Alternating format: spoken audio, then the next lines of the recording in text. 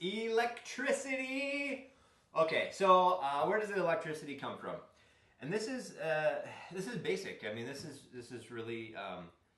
I guess I shouldn't say it's basic. Not everybody knows how this works, but on the outside of tiny houses, 99% of the time, there's a plug-in, and that could be a 50 amp plug-in, that could be a 30 amp plug-in, or some of them even just plug into a regular extension cord, which is probably not the best way to go, but it works. And the way the plug-in works on the outside, it's very similar to an RV. So if you want to get a little bit more familiar with how that works, just go to any RV dealer, see how they plug them in to wherever they are. They probably have one set up that you can go in and it's got all the lights on. Walk around the outside and check out the plug-in. It's probably going to be a twist lock. It's going to plug in and twist a little bit, and then there's going to be a Titan fastening ring that fastens on, and that supplies the power. Where does that power come from? That could come from a different building or a house, or a pole with a plug-in, something like that, just like you would at an RV park. And then that supplies the building, and then there's an electrical panel. It's a sub panel, just like you would find in a regular house, basically. Breakers on and off, and then they control. We kind of have ours broke out by the lights, the outlets, the refrigerator's on its own. Maybe it's the refrigerator and microwave are on their own. I don't remember how that works.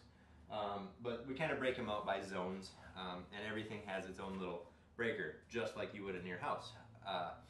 The other way, so that's just standard power. So that would plug into any house or wherever you're going to draw your power from. The other way that you can do this is a generator. So it's basically the same thing on the outside. You would have a plug into the generator, and then you start up the generator. That's probably a gas-powered generator, and then that's going to put power into the tiny house as well for your lights and whatever you're going to run. Air conditioning, heat probably, or possibly. And then the other is solar power. So solar powers work. They go up, there's a solar array, there's panels, and they collect the sun's rays and they modify that and charge batteries. So then they take that sun's electricity, turn it into battery power, and they charge a bank of batteries.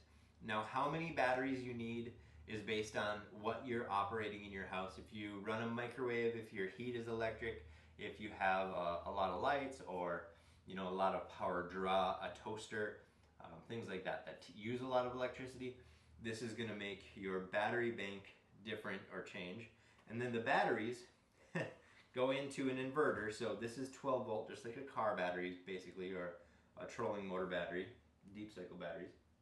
So this battery bank is charged up from the sun, and then that uses the power from inside those batteries, goes into an inverter, most likely, if you want it to be just regular lights. So that goes into an inverter, changes your 12 volt batteries to 120, just like regular house, and then you can operate your lights. Sometimes some manufacturers do 12 volt systems, so their lights are either dual operating or they're 12 volt.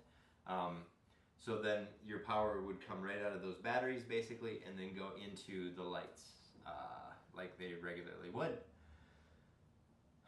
I think this is getting clear. Maybe this is, yeah, I don't know.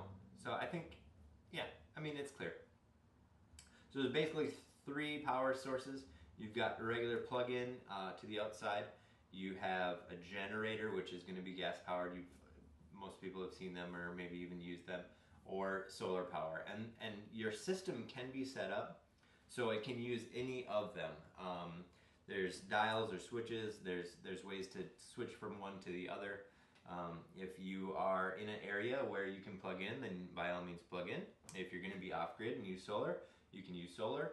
If your batteries run out of juice, like let's say it's stormy for a few days straight and there's no sun, and your batteries go dead because you're using all the juice, I would always recommend having a generator as a backup, so you can start that generator and at least operate some stuff. But that's basically, that's electricity in a nutshell. If you want specifics on electricity, we can get into that a little bit further. But this is basically the basics of the electricity system. So that's it.